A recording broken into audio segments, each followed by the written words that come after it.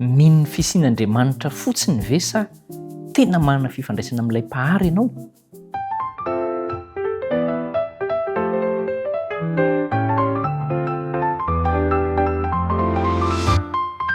Arabaina am-pifaliana ianao ary asaina am-pitiavana hiaraka indray ao anatin'izao fiarahana mandalina soatra masina izao. Fanontaniana mipetraka ny hoe mino fisian'Andriamanitra fotsiny ve ianao sa tena mifandray amin'ilay Andriamanitra mpahary mihitsy? Samy hafa izany. Andao sika hitrandraka an'izay. Izy aloha ilay mpahary, Jaonina 1:7 no anasako anao zao. Zao ny vaky ny teny amin'ny anaran'i Jesosy hoe izy no nahariana ny zavatra rehetra ary raha tsy izy dia tsy nisy nahariana izao zavatra ary izao na dia iray aza. Iza izay izy izay? I Jaonina no milaza fa Jesosy izay izy izay. Any amin'ny Hebreo 1:17 koa aza dia manamafy an'izay hoe nohariana ny zavatra rehetra fa tsy hoe tonga ho azy zay. Hebreo 1:17 amin'ny anaran'i Jesosy hoe finoana no ahafantarantsika fa ny tenin'Andriamanitra no nanaovana izao tontolo izao ka dia tsy izay zavatra miseho no nanaovana izao zavatra hita izao. Tsy evolutionisme zany no foto-kevitra nisiana. Tsy fivoarana amian-dalana fa ny tenin'Andriamanitra no nampisy. Ary Kolosiana 1:9-12 aza dia mbola saiko ianao fa mbola manamafy izay voambara izany. Kolosiana 1:9-12 dia izao ny vaky ny teny amin'ny anaran'i Jesosy. Fa tao aminy no nahariana ny zavatra rehetra any an-danitra sy ety ambonin'ny tany, dia ny hita sy ny tsy hita, na fiandrianana, na fanjakana, na fanapahana, na fahefana, izy no nahariana ny zavatra rehetra sady ho azy izany. Manamboatra zavatra Andriamanitra amin'ny alalan'i Jesosy Kristy dia ho anazy. Fantatrao ve fa ny zavatra amboarinao io dia tena tianao? Ary raha ohatra ka manamboatra zavatra ianao ka tsy tianao dia farafahakeliny ianao mieritreritra hoe ho hatsaraiko ity. Ary dia tena tianao amin'izay ny zavatra amboarinao. Kristy nanamboatra an'izao, nahary an'izao rehetra izao, tiany ary ho anazy izany. Nohariana ny zavatra rehetra. Fa ny zavatra manaraka an'izay kosa nefa dia izao hoe ny zavatra nohariana rehetra dia maneho ny mpahary azy. Andao jerentsika ohatra ao amin'ny Job 2:12. Job 2:12 dia ny 7 sy ny 10.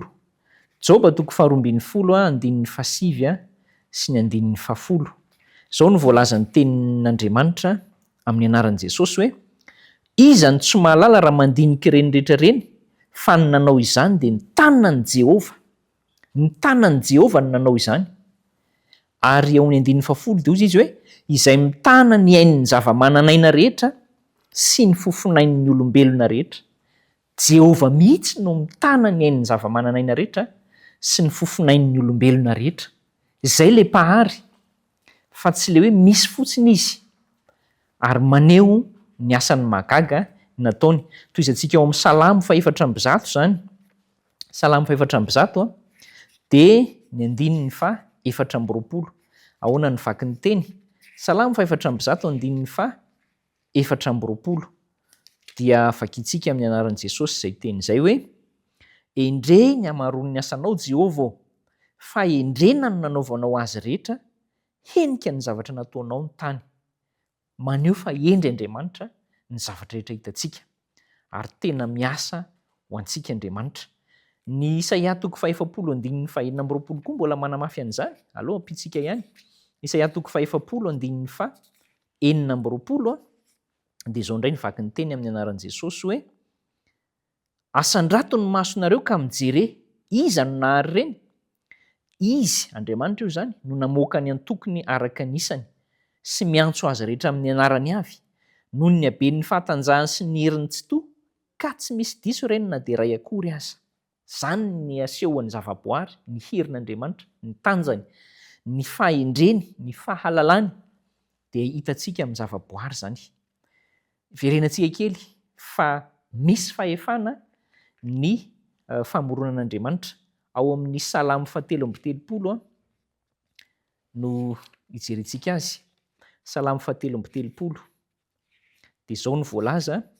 Salamo 7:30 Dia ny andininy eo amin'ny andininy faha-enina amin'ny anaran'i Jesosy hoe ny tenin'i Jehovah nanaovana ny lanitra ary ny fofinain'ny vavany no nanaovana ny amaroany rehetra. Fa ao amin'ny andininy faha-valo dia izao no ambarany hoe aoka atahotra ny Jehovah ny tany rehetra, aoka hangovotra eo anatrehany ny mponina rehetra amin'izao tontolo izao. Fa izy no niteny dia ary izany, ary izy no nandidy dia nitoetra mafy izany. Misy hery avy amin'Andriamanitra ary manana fahefana Andriamanitra.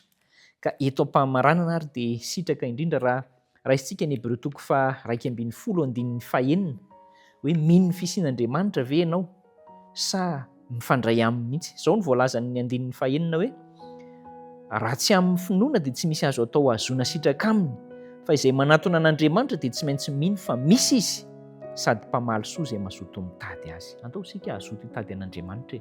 Izany no andrasany amintsika. Hivavaka isika.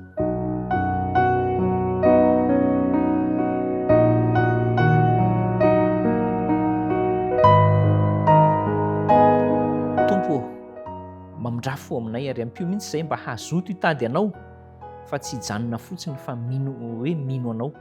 Ampahatanjao izahay ity namako ity mba hitady anao mandrakariva ka hahazo izay valisoa avy aminao izay mahasoa. Amin'ny anaran'i Jesosy no angatahana izany. Amen.